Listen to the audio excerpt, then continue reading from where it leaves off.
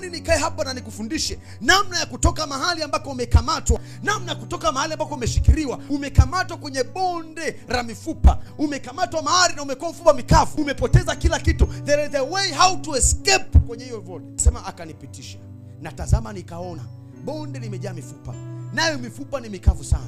Alafu na upenda mstari wa 3, anazungumza anasema, Ezekieli, je, mifupa hii yaweza kuishi? Akamwambia Bwana, naam, wewe wajua. Akamwambia, sikiliza, sasa iambie mifupa hii ya kwamba Bwana asema, ili uinuke kutoka mahali umekamatwa, moja ya kitu muhimu unatamani ukipate kwenye maisha yako, neno la Bwana lililojaa urejesho, neno la Bwana lililojaa nguvu, neno la Bwana lililojaa hekima, neno la Bwana lililojaa maarifa. Anasema iambie mifupa hii ya kwamba Bwana asema, wewe wapata kuishi tena. Akiwa akisema hivyo, tazama na upepo ukatoka mahali ukaikusanya mifupa pamoja, ukaleta nyama. Alafu anasema na kumbe juu ya ile mifupa kulikuwa na mishipa. Hapo mahali ninapapenda sana nikipasoma. Kuna wakati ambao kwenye maisha yetu tunapita mahali pagumu sana, tunapoteza kila kitu ambacho tunacho, na watu wakituangalia wanatuona ni kama tumekufa. Wakituangalia wanasema kwamba hawa watu sasa wameisha, watu wao wamekuwa mifupa mikavu. Kama ni kazi tunapoteza, kama ni watu wa muhimu tunapoteza, kama ni biashara tunapoteza, tunabaki kama tuko wenyewe. Lakini kumbe kuna kitu kimoja watu kichui.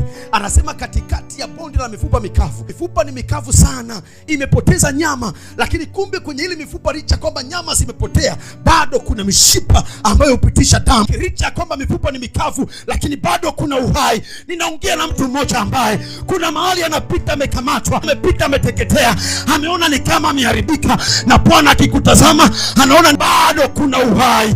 Ile biashara bado ina uhai, ile kazi bado ina uhai, ile ndoa bado ina uhai, ule uchumi bado una uhai. Inuka uangaze, maana nuru yako imekujia na mataifa watakukimbilia. Ninakutabiria katika jina la Yesu aliye hai, asonga asuna Kristo Yesu aliye hai, wewe haujaisha, wewe haujateketea, wewe haujaribika. Pokea unabii huu kwa mamlaka ya jina la Yesu aliye hai.